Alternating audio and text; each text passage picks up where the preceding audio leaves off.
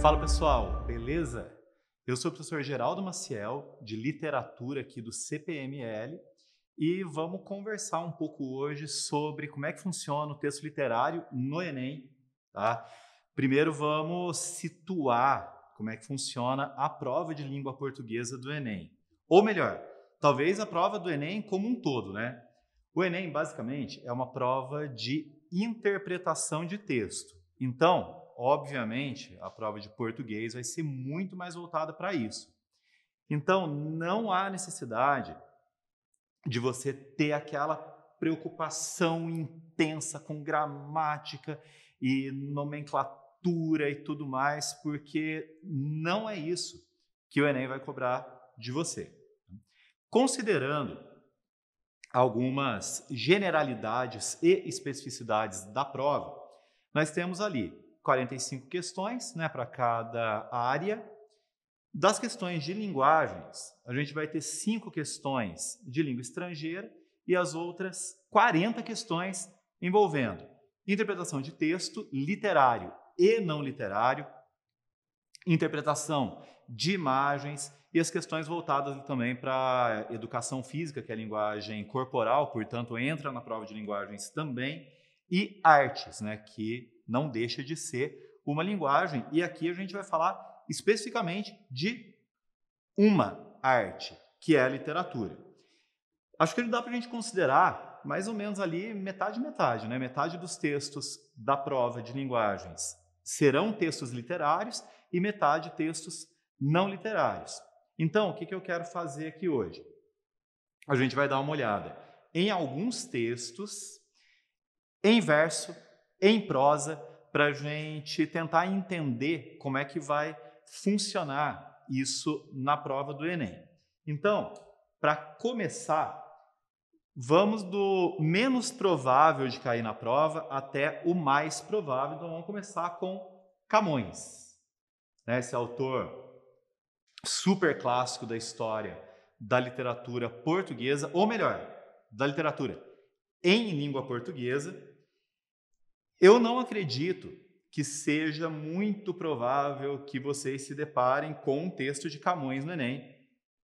Camões está na lista da Unicamp, né? Ele pode cair em outros vestibulares, mas vocês devem estar se perguntando, se não vai cair na prova, por que você vai falar disso para a gente?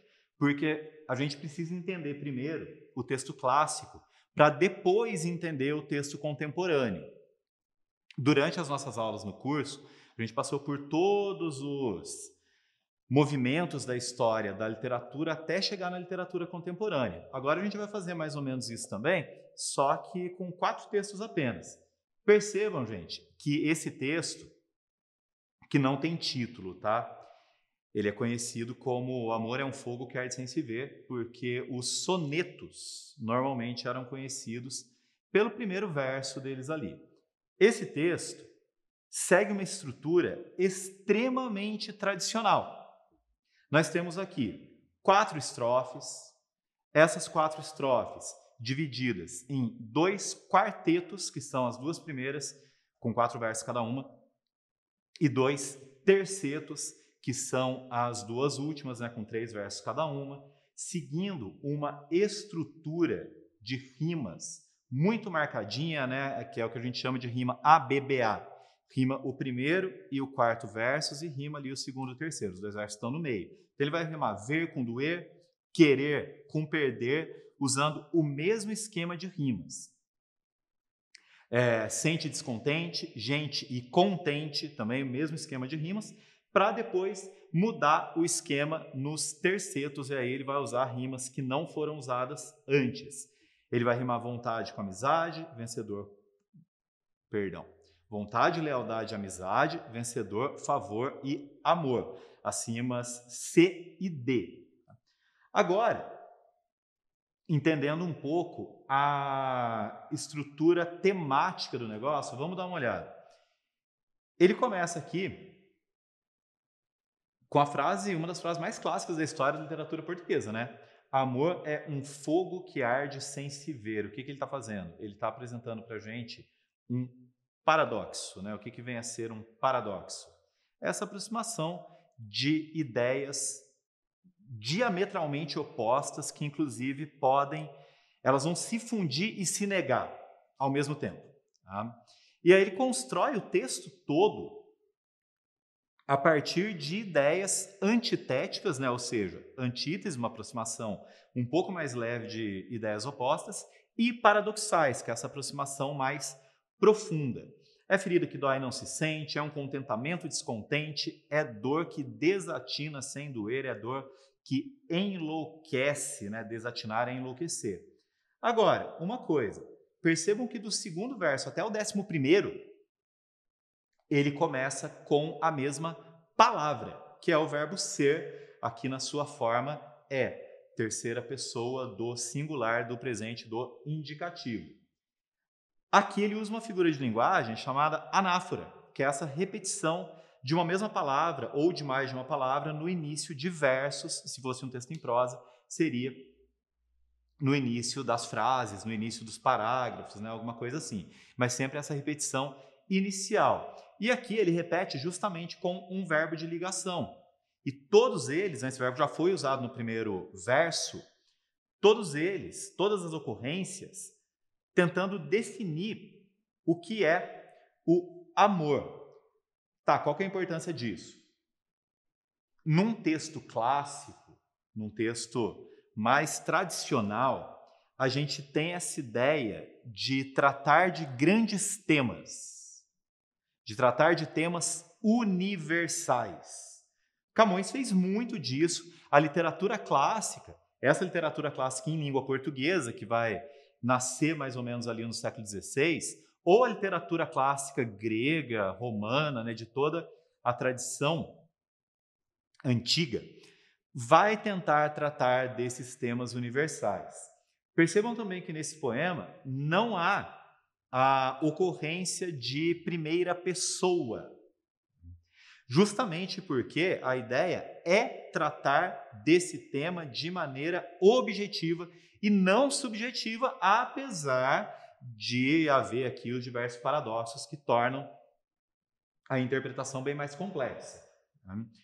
Ele continua aqui, né, ao não querer mais que bem querer, solitário andar por entre a gente, nunca contentar-se de contente, é cuidar que se ganhe se perder, é querer estar preso por vontade, é servir a quem vence o vencedor, é ter com quem nos mata lealdade. Se a gente for analisar cada um desses versos, cada um deles vai dar uma ideia paradoxal ou antitética sobre o amor, que é justamente a tentativa de definição desse texto. Porém, se você tenta definir uma coisa por meio de paradoxos, você está batendo martelo ali na dificuldade de definição dessa coisa.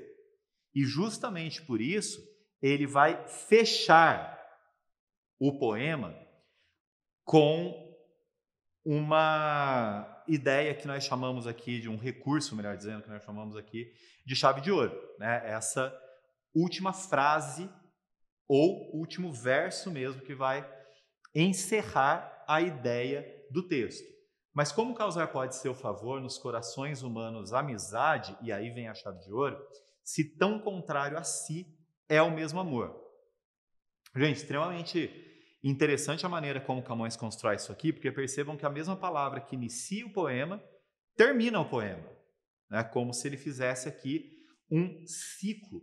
Mas embora ele chegue à conclusão de que o amor é contrário a si mesmo, de que o amor é paradoxal, e basicamente ele termina o poema dizendo que ele não conseguiu ter um raciocínio final, porque o texto termina com uma pergunta, nós podemos entender que a conclusão é: o amor é contrário a si mesmo, ou seja, o amor é paradoxal. Quer dizer, tudo que ele falou antes. Agora, vamos para um próximo texto aqui, que é um texto romântico. Ou seja, a gente tem um tempinho aqui de distância, lembrando que o classicismo em Portugal vai acontecer no século XVI, principalmente, e o romantismo, aqui eu estou falando do Álvares de Azevedo, que é um autor brasileiro, vai acontecer no século XIX. Álvares de Azevedo vive ali bem na metade do século XIX, ele escreve entre 1848 e 1852. No título desse poema, a gente já tem uma diferença fundamental, se compararmos ao poema do Camões. Se eu morresse amanhã, não quer dizer, minha gente, que o Camões não usasse o eu, né? Tem vários poemas dele super famosos, em que ele vai usar uma construção mais subjetiva, mas os românticos vão usar essa construção subjetiva sempre, o tempo todo.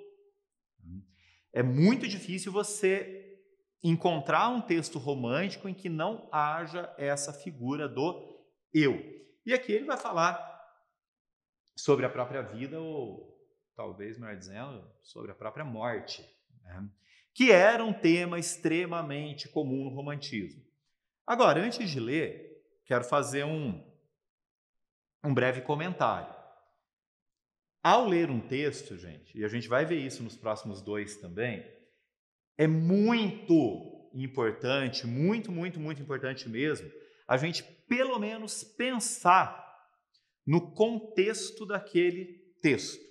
Tá? Entender que as ideias do Camões são ideias próprias de um homem do Renascimento. Que as ideias do Álvares de Azevedo são ideias próprias de um homem do século XIX, daquele momento em que a influência da literatura francesa e da literatura inglesa eram enormes aqui no Brasil.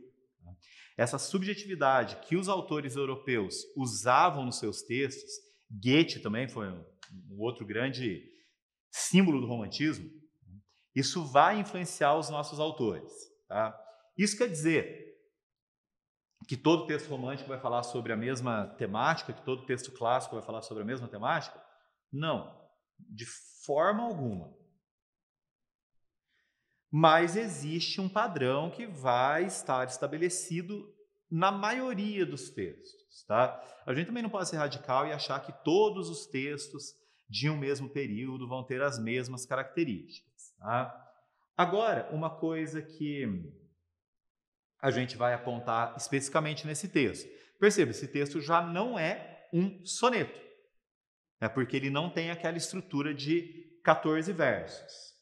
Segundo, enquanto Camões usou rima no poema todo, e a gente não consegue pensar num texto clássico em que os versos todos não rimem.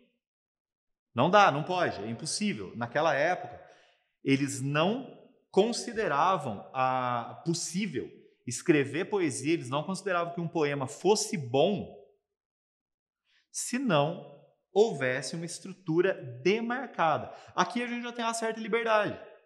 Então a gente tem que entender que a partir do romantismo existe essa liberdade. Não tínhamos grandes liberdades no século XVI, nem no século XVII, nem no século XVIII. Na literatura em língua portuguesa, isso vai acontecer só no século XIX, para depois culminarmos, bom, vocês vão ver daqui a pouco no que a gente vai culminar. Aqui a gente tem, se eu morresse amanhã, viria ao menos fechar meus olhos minha triste irmã. Minha mãe de saudades morreria se eu morresse amanhã. Ele rima uma coisa só nesse poema inteiro. Como os versos têm essa estrutura de refrão, quer dizer, toda estrofe termina com o mesmo verso, né, que é o se eu morresse amanhã, ele decidiu que todas as rimas seriam a rima em an, né, minha triste irmã, que manhã mais louçã, doloroso afã. O resto não. Menos, morreria, futuro, coroas, nalva, peito, devora, menos de novo. Não rimam simplesmente. Tá? Ele tem mais liberdade. Essa que é a ideia. Os românticos vão ter mais liberdade. E assim, a coisa aqui é muito mais pesada, né? Por quê? Porque o romântico não necessariamente está buscando, como o poeta clássico, o tema universal. Na verdade, ele se importa muito pouco com o tema universal. O que interessa para ele é ele. Né? Se eu morresse amanhã, viria ao menos fechar meus olhos minha triste irmã. Olha que tristeza, né? Pelo menos a irmã dele viria se no dia seguinte ele morresse. A mãe também. Minha mãe de saudades morreria se eu morresse amanhã. E aí ele pensa, né? Quanta glória presinto em meu futuro, que aurora de porvir e que manhã. eu perdera chorando essas coroas se eu morresse amanhã. Ou seja, e realmente o próprio Álvares de Azevedo era um jovem brilhante, né? Ele teria mesmo esse futuro, essa glória, e ele realmente morreu, né? Morreu com 20 anos de idade. E ele faz uma construção aqui que é bastante comum na obra dele, bastante comum na obra dos românticos, esse perdera, né, que na verdade deveria ser eu perderia chorando essas coroas, essas glórias. Mas essa troca, né, do futuro do pretérito para o pretérito mais perfeito é bastante comum e ele usa isso principalmente por uma questão de ritmo. Depois ele continua falando de tudo que ele perderia. Que sol, que céu azul, que doce nalva, a cor da natureza mais louçã. Não me batera tanto amor no peito se eu morresse amanhã. Ele fala, nossa, se eu morresse amanhã, eu ia perder muita coisa boa, eu ia perder a glória da vida, eu ia perder a natureza e tudo mais, mas a gente tem que ter atenção, como eu falei, termos gramaticais não vão ser cobrados na prova. Só que você precisa entender, por exemplo, que esse mas aqui, que é uma conjunção adversativa, está dando um outro encaminhamento para o poema. Principalmente considerando que está no começo de uma estrofe. Essa estrofe ela vai ser inversa, ela vai ser contrária àquilo que foi dito antes. Nossa, eu ia perder muita coisa boa, eu ia perder isso, ia perder aquilo, mas essa dor da vida que devora, a ânsia de glória, o doloroso afã, a dor no peito emudecer ao menos se eu morresse amanhã. Não tem nada mais romântico do que isso. Não tem nada mais romântico do que o sujeito falar que todo o sofrimento dele acabaria com a morte. E aí eu uso essa ideia justamente para falar da importância do contexto. Essa ideia de, meu Deus, eu quero morrer, a vida é só sofrimento, a vida é isso, aquilo, de ruim, tem a ver com aquilo que nós chamamos de mal do século, que é esse estado de espírito romântico. É muito deprimente? Mas é isso que você vai encontrar em textos românticos. Em todos? Não, lembra do que eu falei agora há pouco. Existem exceções. Existem exceções dentro da própria obra do Álvares de Azevedo. Ele escreveu poemas satíricos em alguns momentos, né, tirando sarro do próprio romantismo, tirando sarro de si mesmo. Mas não era uma característica tão marcante do romantismo. Né? Isso era uma característica que seria usada muito mais por outros autores em outro momento.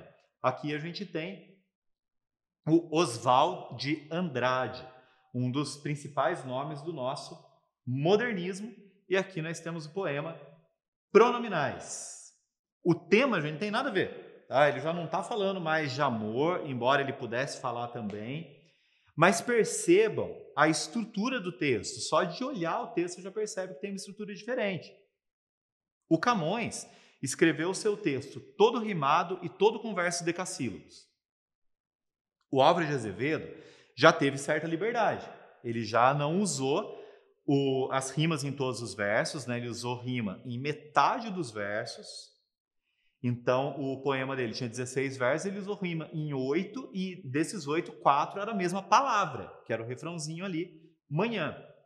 Aqui você tem um poema bem mais curto, né? O poema que tem 9 versos apenas,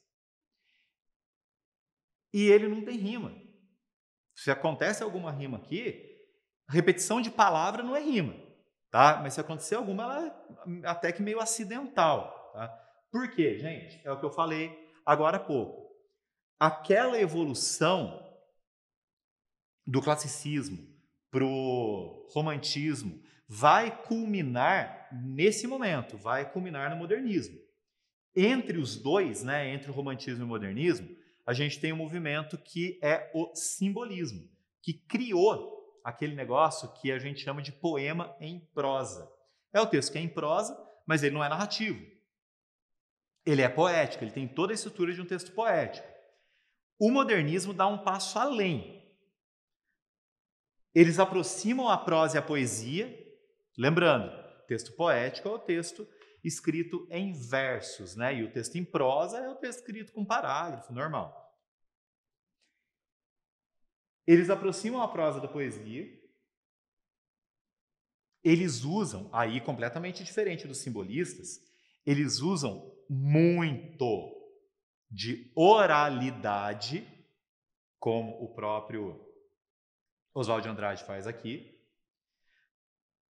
Percebam que ele não se preocupa com métrica, né? Tá cada verso de um tamanho. O Álvares de Azevedo tinha métrica ali no poema dele, ele usava versos com 10 e com 6 sílabas. Era 10, 10, 10, 6. Aqui não tem nada, você pode separar as sílabas aqui que você não vai encontrar uma regularidade. E nesse poema existe uma preocupação sobre a própria língua. Esse texto é o que nós podemos chamar de texto metalinguístico, porque ele está falando sobre a própria língua portuguesa, que foi uma preocupação absurdamente grande dos modernistas, justamente porque eles criticavam a maneira mais pomposa, por assim dizer, que era feita a poesia, como era feita a poesia no período anterior a eles, que é o parnasianismo, né? Outra coisa, outra característica desse poema aqui, vocês podem perceber, é que não existe nenhum sinal de pontuação, né? Também mérito aqui dos modernistas. Bom, vamos dar uma lida e depois explicar. Dê-me um cigarro, diz a gramática do professor e do aluno e do mulato sabido. Mas o bom negro e o bom branco da nação brasileira dizem todos os dias: deixa disso, camarada, me dá um cigarro. Olha a diferença do primeiro para o último verso. É muito interessante porque ele faz aqui a mesma coisa que o Camões fez lá, só que de um jeito completamente diferente. O Camões começa o poema com amor, termina o poema com amor. Ele começa o poema com dê-me um cigarro e ele termina o poema com me dá um cigarro. Quer dizer, a preocupação dele, por um lado, é a mesma do Camões. Organizar o poema em torno de um argumento. Essa é a ideia. Só que o Camões tem uma preocupação universal e o Oswald de Andrade não diria que ele tem uma preocupação mais pessoal, não é isso. Mas ele tem uma preocupação mais local, a preocupação é com a língua brasileira. Então ele começa, o poema se chama Pronominais justamente por conta dessa colocação do pronome no primeiro verso. Dê-me, que está de acordo com a norma culta. Esse dê-me está de acordo com a norma culta da língua portuguesa, que diz que não se pode começar uma frase com o pronome oblíquo átono, que no caso aqui é o me. Mas ele diz que isso está de acordo com a gramática, isso está de acordo com o que o professor, o aluno e o mulato sabido estudam na escola, mas, e de novo, eu percebo que os três poemas têm esse mas em algum momento que vai separar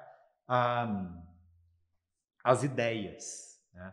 O bom negro e o bom branco da nação brasileira, ele faz questão de colocar aqui nação brasileira, tudo com letras maiúsculas, né, iniciais maiúsculas aqui.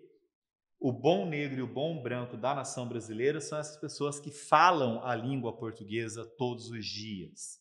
E essas pessoas dizem: deixa disso, camarada, sem vírgula, sem nada, me dá um cigarro. Esse me dá o cigarro que está contrariando a norma culta, mas que demonstra um conhecimento muito grande da maneira como a língua funciona, né? Essa diferença entre a linguagem padrão culta da gramática normativa e a linguagem coloquial do dia a dia que as pessoas usam o tempo todo.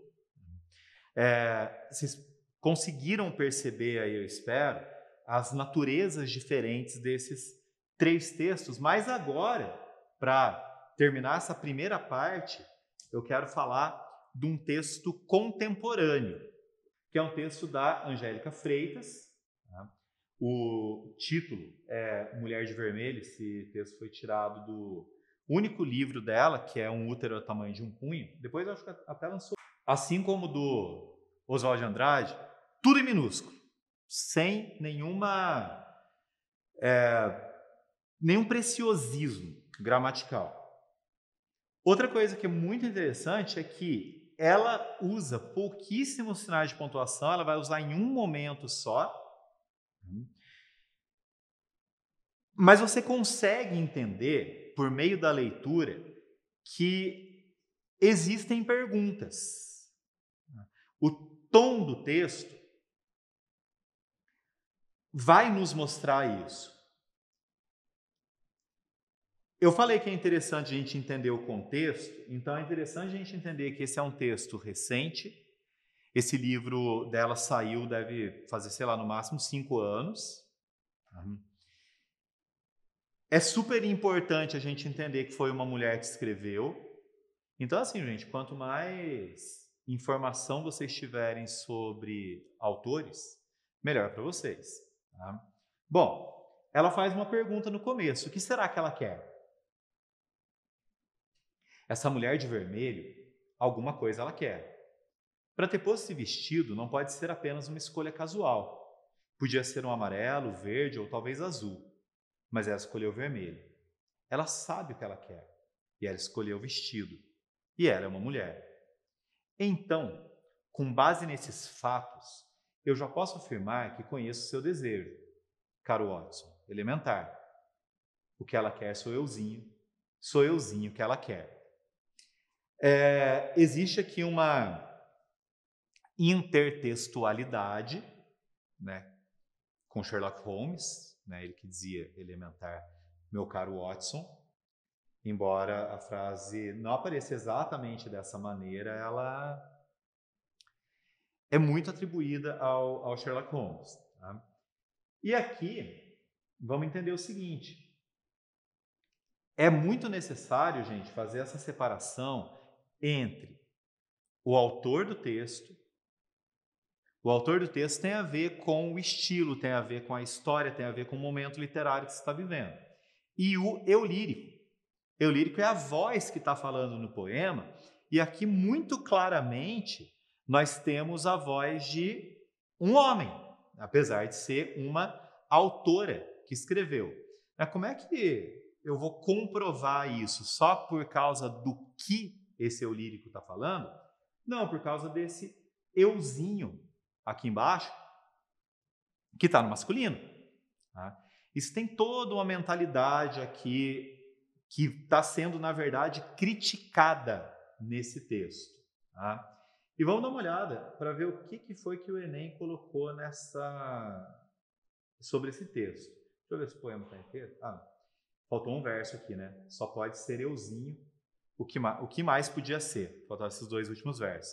Tem uma pergunta no final também, né? O que mais podia ser? Ele não consegue pensar numa outra coisa que essa mulher queira. Vamos lá. No processo de elaboração do poema, a autora confere ao eu lírico, de novo, gente, repito, isso tem que ficar muito claro. Vocês não podem colocar na cabeça de vocês que quem está falando no texto é o poeta. O poeta, ele escreve o texto a partir dos elementos que ele cria. Tá? É a mesma coisa que você pensar que todo texto em prosa é autobiográfico, o que não faz o menor sentido. Tá? Quando eu escrevo um texto em prosa, eu estou criando um narrador, mesmo que o texto seja em primeira pessoa. Quando eu estou escrevendo um texto em verso, eu estou criando um eu lírico, mesmo que o texto seja em primeira pessoa. Tá? A voz do poema não é a minha voz.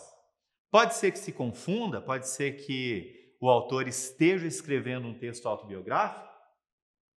Pode, claro que pode. Mas você não deve levar isso em consideração na maioria das vezes. Tá? Se for necessário levar isso em consideração, podem ter certeza que a prova vai te dar essa informação. Tá? Existem alguns gêneros contemporâneos também, que seria a metaficção e a autoficção, que estão muito alicerçadas nessa ideia de a ficção se confunde com a própria vida do autor. Mas, novamente, o ideal é que isso seja dito para você, né? De maneira geral, não pense que o autor está falando de si mesmo, porque senão, gente, esse poema que a gente acabou de ler seria o poema mais machista da história, né? O que não, não é o caso, inclusive porque a Angélica Freitas está fazendo uma crítica aqui, né? Então, voltando à questão, no processo de elaboração do poema, a autora confere ao eu lírico uma identidade que aqui apresenta o quê? A hipocrisia do discurso alicerçado sobre o senso comum, mudança de paradigmas de imagem atribuídos à mulher, tentativa de estabelecer preceitos da psicologia feminina, importância da correlação entre ações e efeitos causados, valorização da sensibilidade como característica de gênero. Nesse caso aqui, gente, a resposta é a letra A. Por quê? Porque, de novo, a autora confere ao eu lírico uma identidade. Quem é esse eu lírico? Esse eu lírico é esse sujeito que olha para a mulher que está vestida de vermelho e ele fala, mano, para essa mulher estar vestida desse jeito, alguma coisa ela quer e esse alguém só pode ser eu. Ou seja, é uma ideia bastante problemática, tá? Baseada num senso comum, na visão que o homem tem da mulher, que é aquela coisa de culpabilização da vítima e tudo mais. Justamente por isso, as outras respostas são absurdas. Por quê? Porque a letra B fala de mudança de paradigma. O que é paradigma? Paradigma é modelo, né? Modelo aqui no caso de imagem. E o texto não trabalha com a mudança, ele trabalha com a manutenção, ele critica essa manutenção do modelo. Tentativa de estabelecer preceitos da psicologia feminina de forma alguma, porque a voz do poema é a voz de um homem. Importância da correlação entre ações e efeitos causados, isso aqui é a pior de todas as alternativas, porque a correspondência aqui entre ações e efeitos seria a mulher não pode se vestir daquela forma porque ela desperta o desejo ali nos homens e tudo mais. E a valorização da sensibilidade como característica de gênero, isso aqui nem, na verdade, nem aparece no texto, tá? Bom, vamos dar uma olhada agora num tipo de texto um pouco diferente. Vamos falar do texto em prosa agora. Eu gosto muito desse texto, um texto do Fernando Sabino, é uma crônica. Tá? Bom, a crônica é o texto que talvez mais popular, o tipo de texto que talvez seja mais popular aqui no Brasil. Texto que sai em jornal e tudo mais, e não por acaso o Fernando Sabino escreve esse texto chamado Notícia de Jornal, baseado no que poderia ser uma notícia de jornal. A gente não sabe se isso é uma notícia de jornal de verdade e não interessa também, tá? A não ser que isso seja absolutamente relevante, a gente não precisa levar isso em consideração, porque a crônica, assim como qualquer texto literário, tem que ser considerada como algo inventado, tá? E aí, texto em primeira pessoa, mas ele não é o assunto, né? O assunto é aquilo que ele está vendo. Leio no jornal a notícia de que um homem morreu de fome. Um homem de cor branca, 30 anos presumíveis, pobremente vestido, morreu de fome, sem socorros, em pleno centro da cidade, permanecendo deitado na calçada durante 72 horas para finalmente morrer de fome.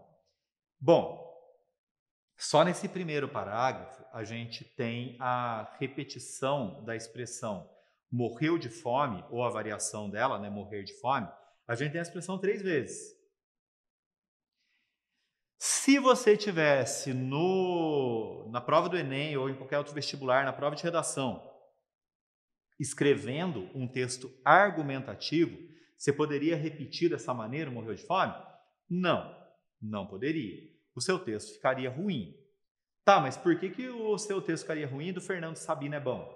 Porque o do Fernando Sabino é um texto literário. O texto literário tem muitas liberdades mais, né, comparando com um texto não literário, um texto jornalístico, um texto argumentativo, qualquer coisa que não tenha o objetivo primeiro de ser arte. Continuando, o que ele diz? Morreu de fome. Perceba que agora ele coloca morreu de fome, ponto.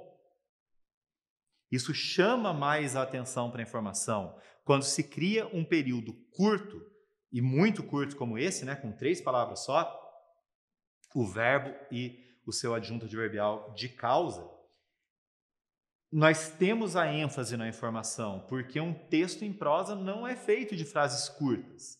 Ele é feito de frases longas, ele é feito de períodos compostos.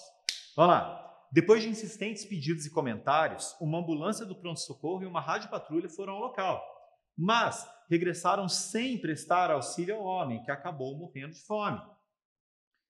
De novo, uma frase aqui que vai trazer um rompimento com a estrutura tradicional. Um homem que morreu de fome. O que é esse que morreu de fome? Gente, é uma oração adjetiva que está servindo para caracterizar o homem, só que normalmente nós temos uma oração adjetiva com uma oração principal, que daria a informação fundamental daquele período. Aqui nós não temos.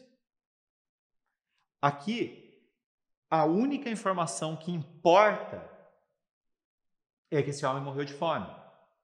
E o Fernando Sabino faz um paralelo bastante bacana aqui com a ideia, né? O comissário de plantão, um homem, assim como o homem que morreu, afirmou que o caso, morrer de fome, que aqui é só um caso, era da alçada da delegacia de mendicância, especialista em homens que morrem de fome, e o homem morreu de fome, então, né, não era da alçada daquele comissário. O corpo do homem que morreu de fome foi recolhido ao Instituto Anatômico sem ser identificado. Nada se sabe dele, senão que morreu de fome. Gente, vocês devem ter percebido, óbvio, né, quantas vezes a expressão morreu de fome foi repetida aqui. E, novamente, isso é um recurso literário que vai dar o tom fundamental do texto. Um homem morre de fome em plena rua, entre centenas de passantes. Um homem caído na rua, um bêbado, um vagabundo, um mendigo, um anormal, um tarado, um páreo, um marginal, um proscrito, um bicho, uma coisa. Não é um homem. E os outros homens cumprem seu destino de passantes, que é o de passar por aquele homem que morreu de fome.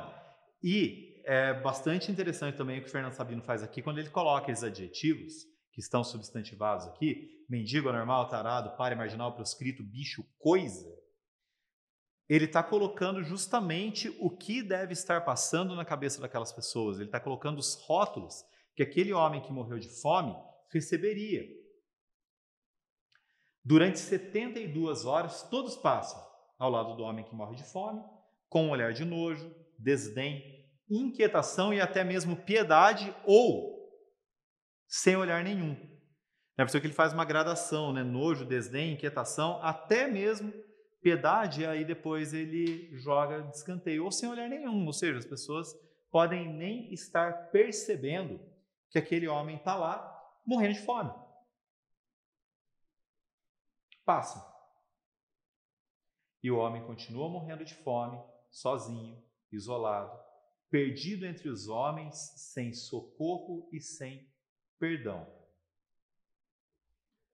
De novo, no parágrafo seguinte aqui agora que eu vou ler, ele assume um outro discurso, né? O discurso das pessoas que não se importam com aquele homem que morre de fome. Não é da alçada do comissário, nem do hospital, nem da rádio patrulha, porque haveria de ser da minha alçada. O que é que eu tenho com isso? Deixa o homem morrer de fome. Aqui é um desenvolvimento da ideia. Eu não me importo porque não é problema meu. E o homem morre de fome. De 30 anos presumíveis, pobremente vestido, morreu de fome, diz o jornal, né? E a gente tem a referência direta a quê? Ao título do texto, né? Notícia do jornal. Qual que é a notícia do jornal? A notícia do jornal é que um homem de 30 anos presumíveis, pobremente vestido, morreu de fome.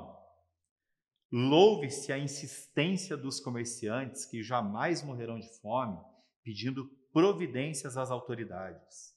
e as autoridades nada mais puderam fazer senão remover o corpo do homem. Deviam deixar que apodrecesse para escarmento dos outros homens. Nada mais puderam fazer senão esperar que morresse de fome. Percebam, gente, que o texto ele fica no mesmo assunto, só que ele fala de um monte de coisa dentro desse mesmo assunto. É a polícia que não pôde fazer nada, os comerciantes que ligaram para tirar o homem de lá porque ele estava atrapalhando o comércio, a espera por ele morrer de fome, porque o homem não morreu de fome de uma hora para outra, né? Ninguém morre de fome de uma hora para outra. E aí é que ele conclui o parágrafo. E ontem, depois de 72 horas de inanição, ou seja, depois de 72 horas passando fome, tombado em plena rua, no centro mais movimentado da cidade do Rio de Janeiro, estado da Guanabara, um homem morreu de fome. Percebam que esse texto ele não segue uma estrutura narrativa tradicional, no sentido de começo, meio e fim. Você tem aquela situação inicial, aí vai ter o conflito, vai se desenvolver e depois termina.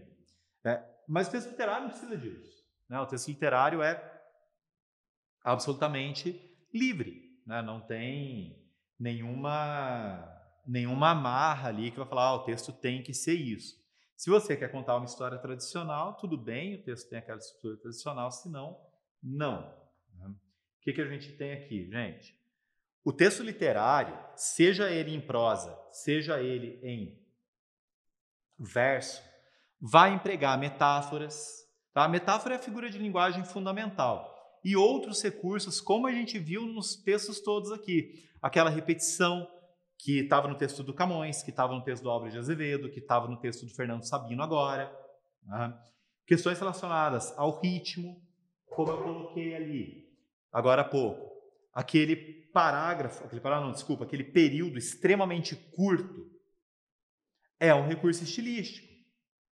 A repetição do morreu de fome, morreu de fome, morreu de fome é um recurso estilístico que vai ser empregado sempre no texto literário, ou pelo menos no texto que usa elementos do texto literário.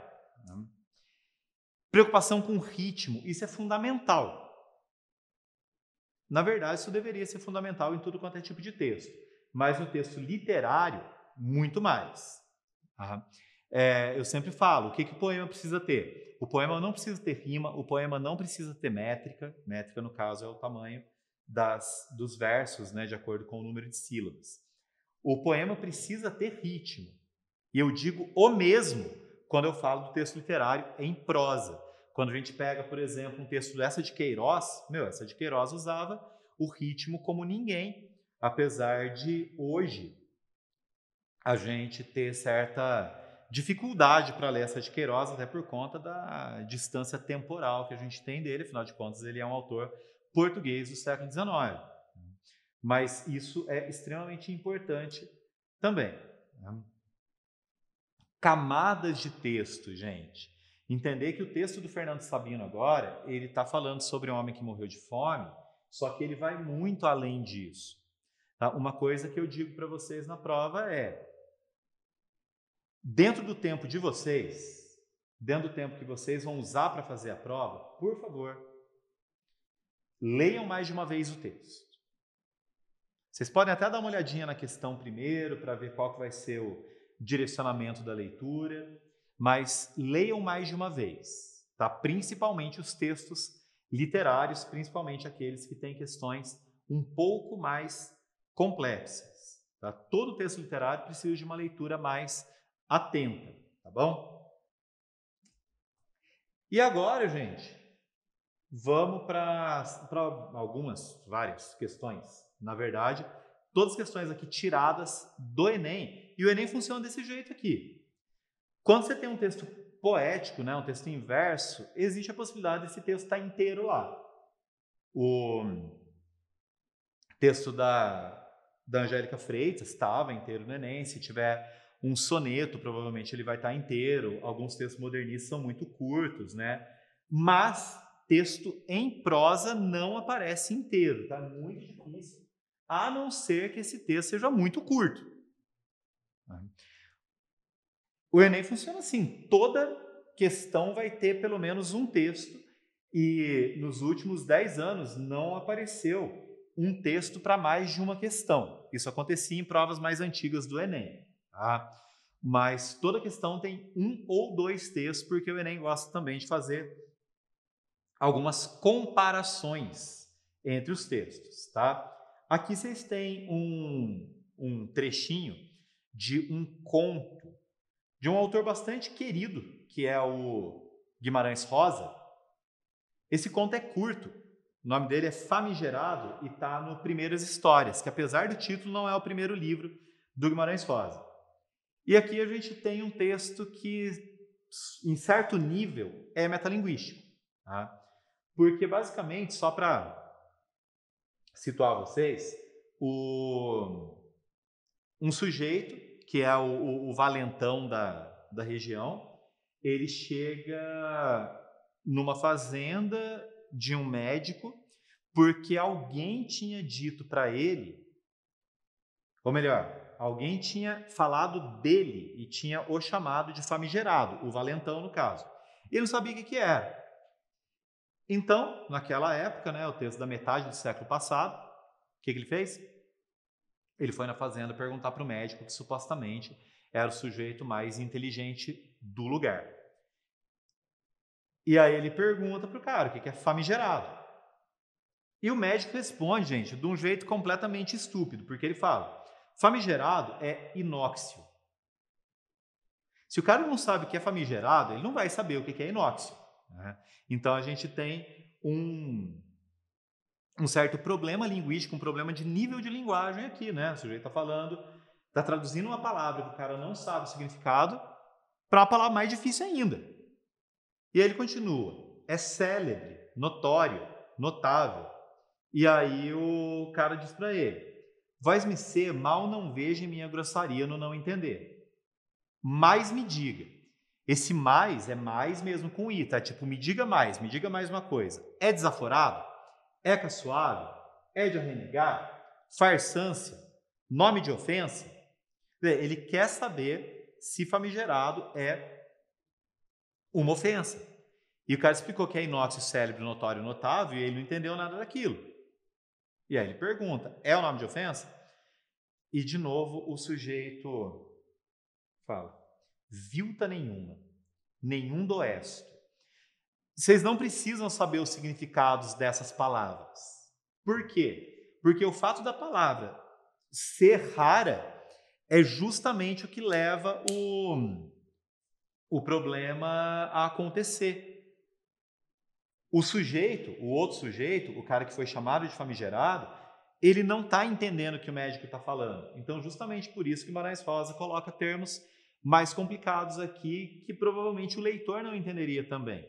E aí ele continua: são expressões neutras, de outros usos. E o cara continua sem entender nada. Pois, e o que é em fala de pobre? Linguagem de em dia de semana. Porque a linguagem que ele estava usando é a linguagem de domingo, né? E não dia de semana. Ah, ele famigerado? Bem, aí agora ele percebeu, agora ele entendeu que o sujeito não estava sacando o que ele estava dizendo, e ele diz: é importante, que merece louvor, respeito. E aí pronto. É só esse trechinho que tem no Enem. Esse texto é muito bom, tá, gente? Mas, né, o que interessa pra gente é esse pedaço aqui. Depois vai embora e pronto, acabou. Vamos lá. Linguagem de em dia de semana. Nesse texto, a associação de vocábulos da língua portuguesa a determinados dias da semana, que é o que ele faz nesse trechinho aqui, penúltimo parágrafo. Linguagem de em dia de semana, fala de pobre. Isso está ligado a quê, gente? Isso está ligado ao grau de coloquialidade da comunicação. A linguagem em dia de semana seria a linguagem comum. Essa questão foi considerada uma questão de dificuldade média no Enem, tá? Depois vocês pensam aí se vocês teriam dificuldade para responder, lembrando que o Enem trabalha com 5 níveis de dificuldade. Questão muito fácil, fácil, média, difícil e muito difícil. Claro, as questões muito difíceis, as questões muito fáceis acontecem em menor número, tá? As fáceis, médias e difíceis são mais constantes ali, tá? Lembrando, coloquialidade. Coloquialidade é a linguagem, ou melhor, mudando um pouquinho a frase, a linguagem coloquial é a linguagem do dia a dia, tá? A gente tem esses dois extremos, a linguagem mais formal e a linguagem mais informal. A mais informal é a coloquial, e aí no meio disso a gente tem uma gradação enorme de palavras, tá? Vamos lá. Agora, outro autor clássico da história do Brasil, que é Graciliano Ramos.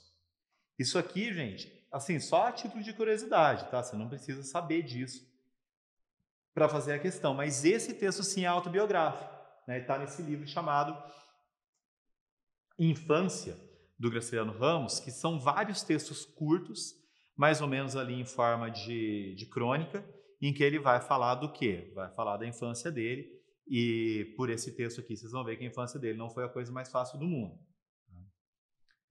Certa vez, minha mãe surrou-me com uma corda nodosa. O que é nodoso? Nodosa, ou nodoso, né, se fosse masculino. É a corda cheia de nós. Então, você vê aquelas cordas grossas, a mãe dá um nó ali na ponta da corda e soca o moleque com o nó, né, que é para doer mais. Certa vez minha mãe surrou-me com uma corda nodosa que me pintou as costas de manchas sangrentas. Beleza, né? Moído, virando a cabeça com dificuldade, eu distinguia nas costelas grandes lanhos vermelhos. Deitaram-me, enrolaram-me em panos molhados com água de sal, né, salmoura, e houve uma discussão na família. Minha avó, que nos visitava, condenou o procedimento da filha, e essa afligiu-se. Irritada, feriram-me à toa, sem querer. Não guardei ódio à minha mãe. O culpado era o nó. É uma situação peculiar, né? Uma situação pitoresca, que o moleque apanhando com a corda cheia de nós, e aí teve a briga aqui e tudo mais. Vamos ver a questão. No texto narrativo, a sequência dos fatos contribui para a progressão temática. A narrativa é isso. Uma narrativa ela tem que progredir. O que significa isso? Ela tem que ir para frente, né? O texto tem que se desenvolver. Tá? Então, deixa só eu voltar um pouquinho para o texto aqui. Certa vez minha mãe surrou-me com uma corda que me pintou as costas de manchas sangrentas. Isso aqui você tem dois verbos no pretérito perfeito. Depois você coloca ali, moído, virando a cabeça com dificuldade, eu distinguia nas costelas os lãs vermelhos. Você tem um pretérito imperfeito. Deitaram-me, enrolaram-me, houve. Tudo isso está no pretérito perfeito. E depois, visitava. Minha avó, que nos visitava, condenou o procedimento da filha. O pretérito imperfeito dá uma ideia de duração. O pretérito perfeito dá a ideia de ação estática no tempo. E aí, depois disso, quem que é a filha? Minha avó, que nos visitava, condenou o procedimento da filha. A filha é a mãe dele, a filha da avó, no caso. E esta quem? A filha. Afligiu-se. Percebam que você tem uma progressão. A mãe bateu, cuidaram do moleque que estava todo arrebentado lá, a avó foi visitar. Então você tem a sequência, a mãe bateu, o moleque ficou estrupiado, a avó foi visitar. Agora, volta para antes. Irritada, ferira-me à toa, ferira-me. Quer dizer, você tem o pretérito mais que perfeito, ele volta para a ação inicial. Por isso, gente, que a resposta dessa questão é a letra B. Utilização de formas verbais que marcam tempos narrativos variados. Tá? Então, você tem dois momentos da história. Essa questão já é bem mais complicada, porque essa análise que eu fiz a partir dos verbos, ela já é um pouco mais profunda em termos gramaticais. Mas, de novo, volta para o que eu falei para vocês. Perceba que ele não está perguntando, a questão não quer saber se o verbo está no pretérito perfeito, se está no pretérito imperfeito, se está no futuro, se está, sei lá, que jeito que ele pode estar. Não usa os termos aqui, mas, mesmo assim, a prova quer que você reconheça. Na letra A, está sobrando um A ali, tio, é pela alternância das pessoas do discurso que determinam o foco narrativo. Não alterna as pessoas do discurso, as pessoas, é ele contando do outro, ele contando da mãe, ele contando da avó, as pessoas se mantêm as mesmas. Indeterminação do sujeito das ações? Não, a gente sabe quem fez as ações, está tudo determinado. Justa posição de frases que relacionam semanticamente os acontecimentos narrados, quer dizer, uma frase vai meio que encavalando na outra, assim. Não, o texto é extremamente bem organizado. E recorrência de expressões adverbiais que organizam temporalmente a narrativa. Na verdade, a narrativa está muito mais organizada a partir dos verbos. Ele quase não usa expressões adverbiais, né? Tipo, certa vez é a única coisa. Ele não coloca que depois aconteceu isso, depois aconteceu aquilo, antes acontecer nada. Ele quase não usa expressões adverbiais aqui. Essa questão complicadinha, eu acho. Texto do Torquato Neto, para quem nunca ouviu falar do Torquato Neto, ele foi um poeta brasileiro da década de 60, mais ou menos. Ele foi amigo do Caetano Veloso, Gilberto Gil. Ele se teve completamente envolvido com a Tropicália, né, que foi um dos grandes movimentos artísticos do Brasil, embora tenha durado 2 anos só, né, 68 e 69. E ele escreveu de tudo, né? Ele tinha vários diários e tudo, mas em essência, Torquato Neto era um poeta. Né? E percebam que ele diz, ó, é preciso não beber mais. Não é preciso sentir vontade de beber e não beber. É preciso não sentir vontade de beber. Quer dizer, o que ele fala que é preciso está vislumbrando um futuro. Fala, beleza, é preciso não beber mais. Jóia. Não, mas espera. Não adianta sentir vontade de beber e não beber. O que é preciso é não sentir vontade de beber. É preciso não dar de comer aos urubus. É preciso fechar para a balança e reabrir. É preciso não dar de comer aos urubus. Nem esperanças aos urubus, porque os urubus comem carniça, né? Comem carne apodrecida. Então, na verdade, o que ele está dizendo é que é preciso não morrer. É preciso sacudir a poeira. É preciso beber sem se oferecer em holocausto. É preciso. É preciso não morrer por enquanto. Tudo ele está jogando para o futuro. Apesar de o verbo ser, em todas as frases aqui, como é que é o nome disso mesmo, gente? Anáfora, que eu falei agora há pouco. Essa estrutura de começar as frases com a mesma palavra ou a mesma expressão. É preciso não morrer por enquanto. É preciso sobreviver para verificar. Não pensar mais na solidão de Rogério e deixá-lo. É preciso não dar de comer aos urubus. A ideia de morte está muito presente aqui. Ele falou 3 vezes a mesma frase. É preciso, enquanto é tempo, não morrer na via pública. É preciso, enquanto é tempo, de não morrer. Enquanto a gente pode evitar morrer, é preciso não morrer. Eu não sei. Eu acho essa questão muito complexa, acho a questão muito difícil. Mas deixa eu ver aqui qual que é o nível de dificuldade dela. Eu não faço ideia de por que o Enem considerou essa questão de dificuldade baixa. Mas eu acho a maneira como as alternativas estão construídas muito confusa. Né? Configura o estreitamento da linguagem poética. Na verdade, não temos um estreitamento, a gente tem uma amplitude de linguagem poética aqui, porque o texto ele trabalha muito bem com isso, né? Reflete as lacunas da lucidez em desconstrução, ou seja, reflete a ideia de um sujeito que está ficando doido.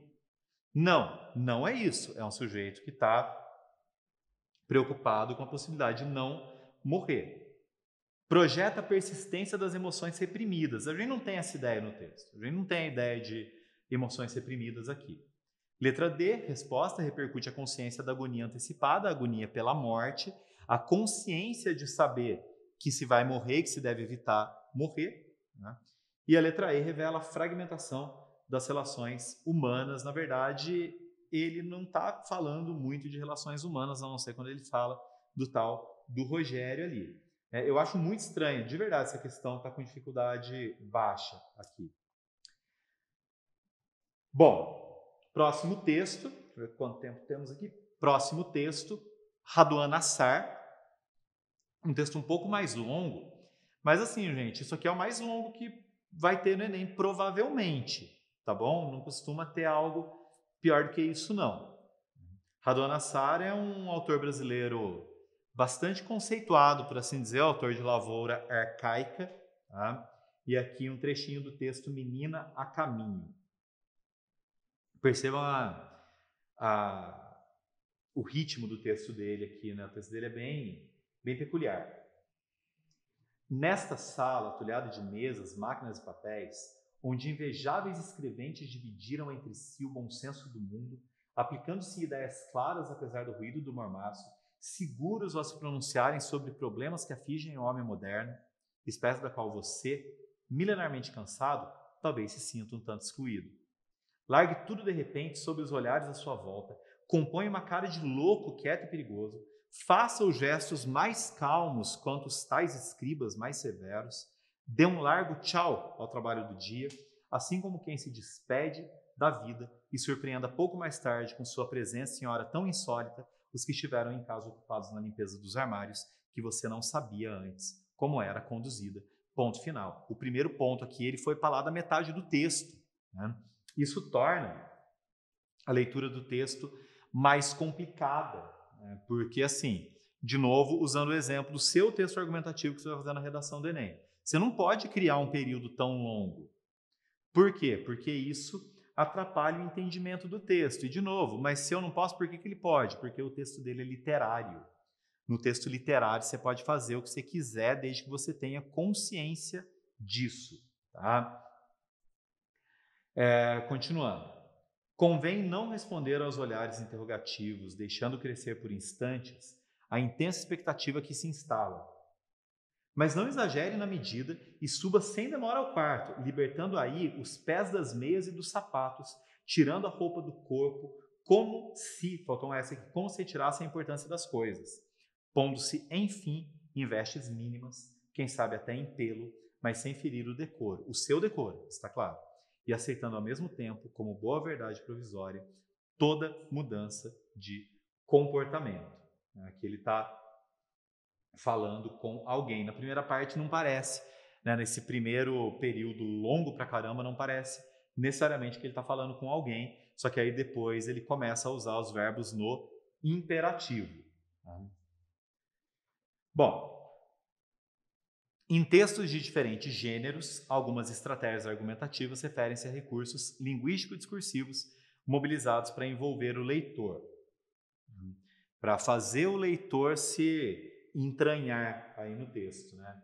No texto caracteriza como estratégia de envolvimento. Vamos lá? Explicitação do interlocutor, como espécie da qual você, milenarmente cansado, talvez se sinta um tanto excluído, que está bem no meião aqui do texto, do primeiro parágrafo, melhor dizendo, né? Seguros ao se pronunciarem sobre problemas que afligem o homem moderno, e você, que está ouvindo, talvez se sinta um pouco excluído desse grupo que é o homem moderno, porque você está milenarmente cansado. Gente, isso é um recurso extremamente comum, um recurso que Machado de Assis usava, né? De vez em quando colocar uma coisinha ali no meio do texto para marcar o que nós chamamos de interlocução. Tá? A interlocução no texto literário não é necessariamente o diálogo. No diálogo eu tenho que ter dois. Eu tenho que ter o que fala, tenho que ter o que responde para eu ter diálogo. A interlocução é alguém se dirigindo a alguém. E muitas vezes, autores, não necessariamente autores contemporâneos, mas mesmo autores mais clássicos, vão trazer essa interlocução ao conversar com o leitor. Como eu falei, Machado de Assis fazia isso o tempo todo. Você vai pegar Memórias Póstumas, Dom Casmurro, sempre vai ter essa relação, nos contos dele vai ter essa relação e, claro que nos contos modernos, contemporâneos, a gente vai ter esse recurso também. É uma maneira de se aproximar do leitor, é uma maneira de criar esse envolvimento. Vamos lá, vamos dar sequência aqui. Esse texto aqui, gente, do Enem 2017, é o trecho de uma peça chamada Liberdade, Liberdade. E, de novo, a gente tem uma coisa muito metalinguística aqui, né? Lembrando, o que é metalinguagem? A linguagem falando da própria linguagem. E aí você imagina o sujeito no palco e ele diz: e aqui, antes de continuar este espetáculo, é necessário que façamos uma advertência a todos e a cada um. Neste momento, achamos fundamental que cada um tome uma posição definida. Sem que cada um tome uma posição definida, não é possível continuarmos. É fundamental que cada um tome uma posição, seja para a esquerda, seja para a direita. Admitimos mesmo que alguns tomem uma posição neutra, fiquem de braços cruzados, mas é preciso que cada um, uma vez tomada sua posição, fique nela. Porque senão, companheiros, as cadeiras de teatro rangem muito e ninguém ouve nada. Perceba que é óbvio que o sujeito está falando de política aqui, né, porque teatro é isso também, mas ele faz a brincadeira de que, olha, agora a gente continuar, cada um toma a sua posição. Você vai ficar onde? Você vai ficar nas cadeiras da direita ou você vai ficar nas cadeiras da esquerda? Ou você vai ficar parado no meio de braços cruzados. Mas se você tomar uma posição, seja a direita ou a esquerda, você tem que ficar nela porque as cadeiras rangem muito. Na própria questão, gente, está dizendo aqui, ó, a peça Liberdade, Liberdade, tá? Mas, mesmo que não tivesse essa explicação, o texto é muito claro, né? Ele está falando do teatro, está falando, ó, continuar a peça, continuar a encenação.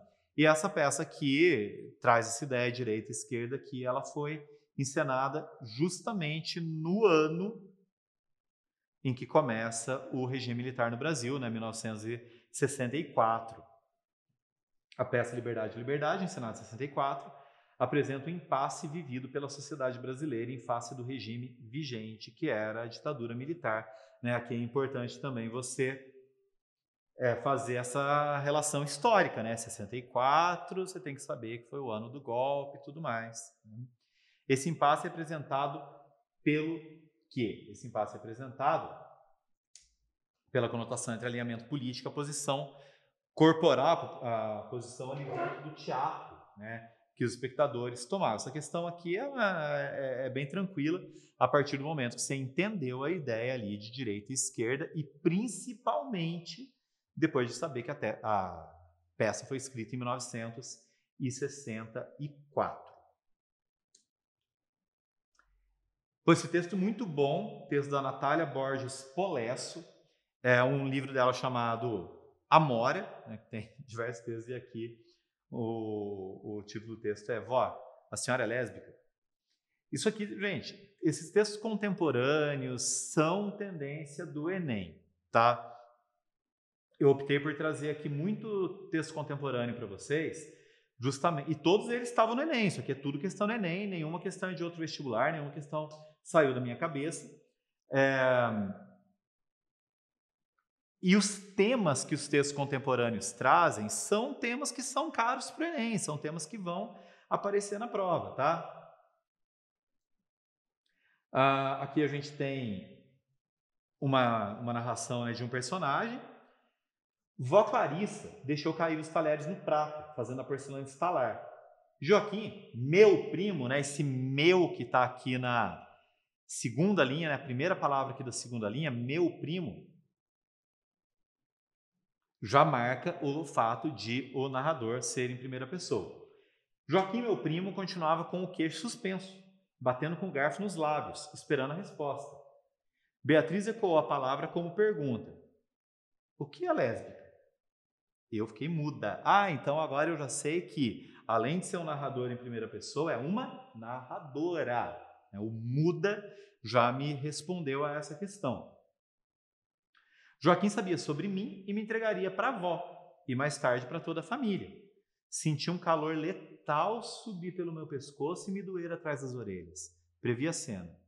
Vó, a senhora é lésbica? Porque a Joana é. Então já sei que quem é a narradora do texto é a Joana. E ela está imaginando aqui o Joaquim dedurando ela. A vergonha estava na minha cara e me denunciava antes mesmo da delação. Apertei os olhos e contraí o peito, esperando o tiro. O tiro metafórico, obviamente, porque um texto literário trabalha com metáforas. Pensei na naturalidade com que Thais e eu levávamos a nossa história. Pensei na minha insegurança de contar isso à minha família. Pensei em todos os colegas e professores que já sabiam. Fechei os olhos e vi a boca da minha avó e a boca da minha tia Carolina se tocando, apesar de todos os impedimentos. Eu quis saber mais, eu quis saber tudo, mas não consegui perguntar. Vamos lá. Bom, aqui a gente tem uma tensão enorme no texto, né? A situação narrada revela uma tensão fundamentada na perspectiva do silêncio, em nome do equilíbrio familiar, porque ela não quer ser dedurada, assim como a pergunta ali, né, para a avó foi extremamente incômoda, né? Não falar da situação manteria a família em equilíbrio, né? É isso, né? Não tem muita opção aqui. Conflito com interesse de poder, não tem relação de poder aqui. Medo instaurado pelas ameaças de punição, até poderia ser se o texto falasse sobre isso, né? O texto não fala tanto sobre essa questão. Choque imposto pela distância entre as gerações, isso não tem nada a ver com medo da menina. Afinal de contas, né? Vai que a avó dela fosse lésbica também. Apego aos protocolos de conduta. Não, ela não está apegada a isso.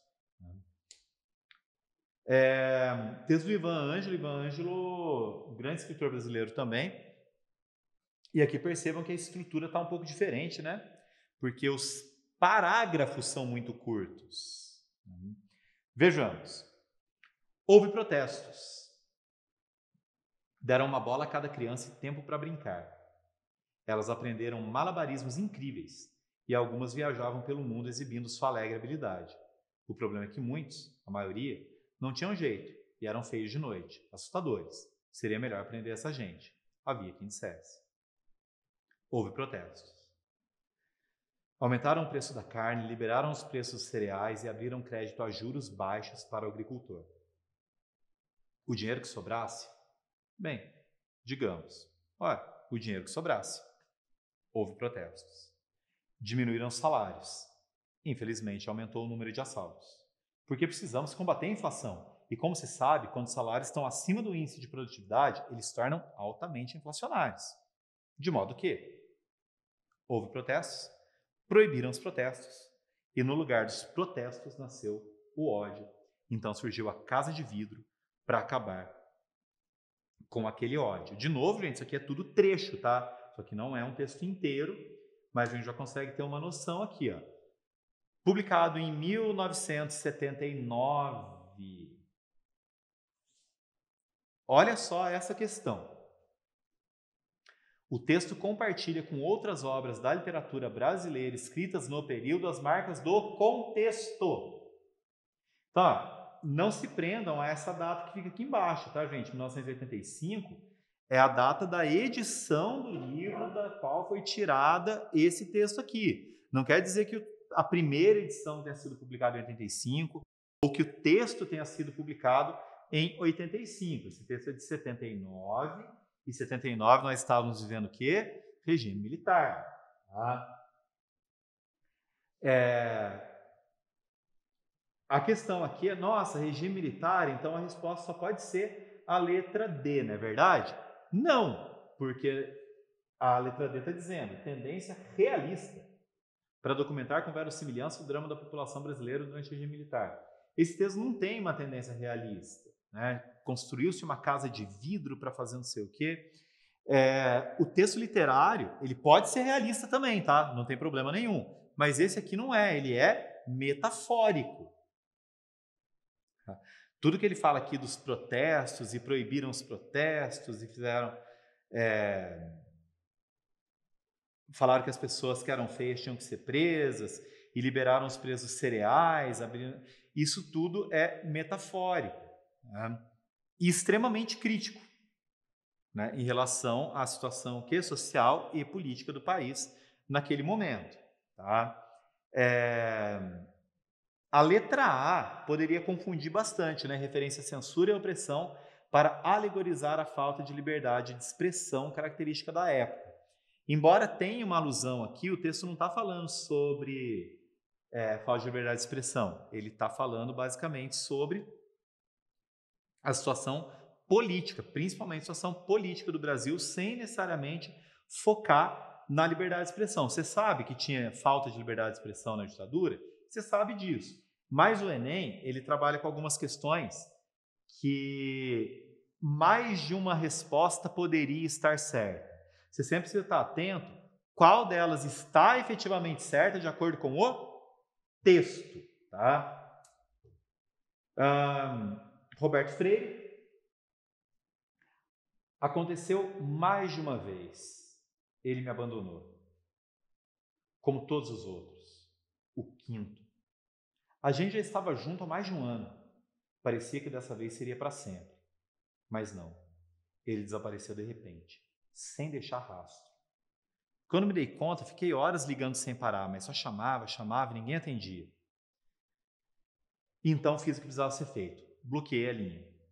A verdade é que nenhum telefone de celular me suporta. Percebo essa quebra, né? Porque parece que está falando de um cara que abandonou ele, que não sei o quê. Na verdade, não. É o celular dele que estragou rapidamente.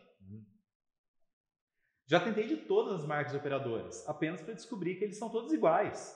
Na primeira oportunidade, dão no pé. Esse último aproveitou que eu estava distraído e não desceu do táxi junto comigo. Ou será que ele já tinha pulado do meu bolso no momento que eu embarcava no táxi? Tomara que sim. Depois de fazer o que me fez, quero mais é que ele tenha ido parar na sarjeta.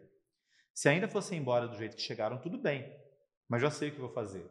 No caminho da loja de celulares, vou passar numa papelaria. Pensando bem, nenhuma das minhas agendinhas de papel jamais me abandonou. É um texto, bom, bem mais leve do que os anteriores aqui, né?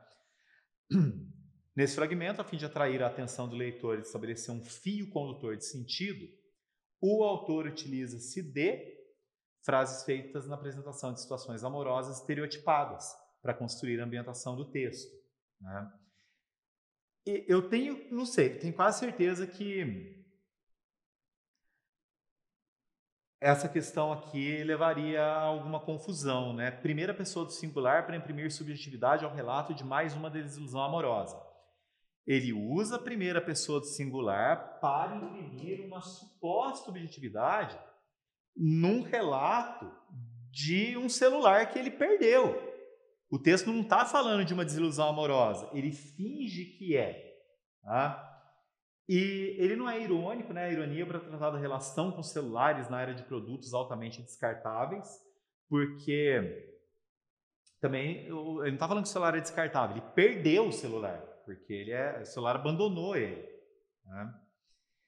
A letra B também poderia confundir. Ó. Quebra de expectativa como estratégia argumentativa para ocultar informações. Por que você poderia confundir? Porque sim, é uma quebra de expectativa. Mas não é para ocultar informação. É justamente para envolver o leitor, e aí não tem nada a ver, né? Verbos no tempo pretérito para enfatizar a aproximação. Não, para enfatizar a aproximação você não vai usar pretérito, você vai usar presente, né? O presente que é próximo da gente, o pretérito já passou. Vamos lá, tá acabando, gente. Somente uns tufos secos de capim empedrados crescem na silenciosa baixada que se perde de vista. Somente uma árvore grande e esgalhada, mas com pouquíssimas folhas, abre-se em farrapos de sombra. Único ser nas cercanias, a mulher é magra, ossuda, seu rosto está lanhado de vento. Não se vê o cabelo, coberto por um pano desidratado, mas seus olhos, a boca, a pele. Tudo é de uma aridez sufocante. Ela está de pé. Ao seu lado está uma pedra. O sol explode. Ela estava de pé no fim do mundo, como se andasse para aquela baixada, largando para trás suas noções de si mesma. Não tem retratos na memória. Desapossada e despojada, não se abate em autoacusações e remorsos. Vive. Sua sombra somente é que lhe faz companhia. Sua sombra, que se derrama em traços grossos na areia, é que adoça como um gesto a claridade esquelética. A mulher esvaziada emudece, se dessangra, se cristaliza, se mineraliza. Já é quase de pedra como a pedra a seu lado, mas os traços de sua sombra caminham e, tornando-se mais longos e finos, esticam-se para os farrapos de sombra da ossatura da árvore, com os quais se enlaçam. É um texto quase de literatura fantástica aqui, né? Na apresentação da paisagem e da personagem, o narrador estabelece uma correlação de sentidos em que esses elementos se entrelaçam. Que elementos se entrelaçam? A mulher e a paisagem. Nesse processo de entrelaçamento, a condição humana configura-se. Essa aqui o povo tem muita dificuldade quando eu faço na sala de aula, por quê? Amalgamada. Ninguém sabe o que significa essa palavra, né? Mas seria mais ou menos fundida, né? Misturada. O que acontece é que a mulher e a paisagem, elas se transformam numa coisa só. Ele narrou para a gente, ele mais descreveu do que narrou, né? Porque aqui é uma narrativa muito lenta, que praticamente se transforma unicamente numa descrição. A mulher e a árvore se confundindo como se fosse uma coisa só, né? Então ela parece amalgamada, as duas figuras, pelo processo comum de desertificação e de solidão. Tá? Agora, gente, esse texto aqui já foi. Vamos terminar com um texto do José Saramago, do ensaio sobre a cegueira, para vocês verificarem como um texto literário pode ser livre, né? O Saramago, ele tem uma característica toda peculiar, que é o uso de vírgulas. Percebam que ele não coloca, o homem disse, : está a chover. Ele vai separando com vírgula. As falas das pessoas estão sempre com letras maiúsculas, mas como se fosse dentro do mesmo período. O homem disse, está a chover. E depois, quem é você? Tipo, você tem que ser um leitor muito bom para entender os textos do Saramago, porque ele quase não usa interrogação, ele vai emendando tudo, né? A pessoa pergunta quem é você e o outro responde, não sou daqui. Presta atenção no tom do texto para a gente entender como é que funciona. Anda à procura de comida? Sim, há 4 dias que não comemos. E como sabe que são 4 dias? Aqui cabe uma explicação, né? As pessoas não têm como saber a passagem dos dias porque o mundo foi acometido com uma epidemia de cegueira. Todo mundo está cego, então não sabe se é dia ou noite, né? E a pessoa responde, é um cálculo. Está sozinha? Estou com meu marido e uns companheiros. Quantos são? Ao todo, 7. Se estão a pensar em ficar conosco, tirem daí o sentido, já somos muitos. Só estamos de passagem. De onde vem? Estivemos internados desde que a cegueira começou. Ah, sim, a quarentena não serviu de nada. Por que diz isso? Deixaram-nos sair. Houve um incêndio e nesse momento percebemos que os soldados que nos vigiavam tinham desaparecido. E saíram? Sim. Os vossos soldados devem ter sido dos últimos a cegar. Toda a gente está cega. Toda a gente, a cidade toda, todo o país, vírgula. Perceba que ele termina com uma vírgula, né? Isso aí é característica muito específica do Saramago, mas que nesse livro funciona de um jeito bem bacana. Porque, olha só, a cena retrata as experiências das personagens em um país atingido por uma epidemia de cegueira, como eu falei. No diálogo, a violação de determinadas regras de pontuação, vamos lá, revela uma incompatibilidade entre o sistema de pontuação convencional e a produção do gênero romance. Não, isso aqui não faz o menor sentido, porque o sistema de pontuação convencional é usado no gênero romance, que o romance nada mais é do que a narrativa longa. E é ele que não usa, né? O romance vai usar a pontuação normal, né? Ele não usa nos romances dele. Provoca uma leitura equivocada das frases interrogativas e prejudica a verossimilhança. Não provoca uma leitura equivocada. Pode causar mais dificuldade na leitura. Pode até provocar uma leitura equivocada, mas não provoca. Perceba a diferença entre provoca e pode provocar. Singulariza o estilo do autor e auxilia na representação do ambiente caótico. Sim, singulariza o estilo do autor. Texto do Saramago a gente lê e já sabe que é dele. E, nesse caso, auxilia na representação do ambiente de cegueira, do ambiente de loucura aí que está acontecendo. Tá? Não é exceção às regras, porque exceção ela é prevista. Aqui ele faz do jeito que ele quer. Né? E não tem absolutamente nada a ver com a construção da identidade do narrador pouco escolarizado. Bom, gente, eu acho que, né, a melhor maneira da gente estudar para o Enem é justamente dando uma olhada no texto que cai, dando uma olhada nas questões, até porque é impossível a gente prever o que vai cair. Eu espero que tenha sido útil aí para vocês e boa prova. Grande abraço, gente!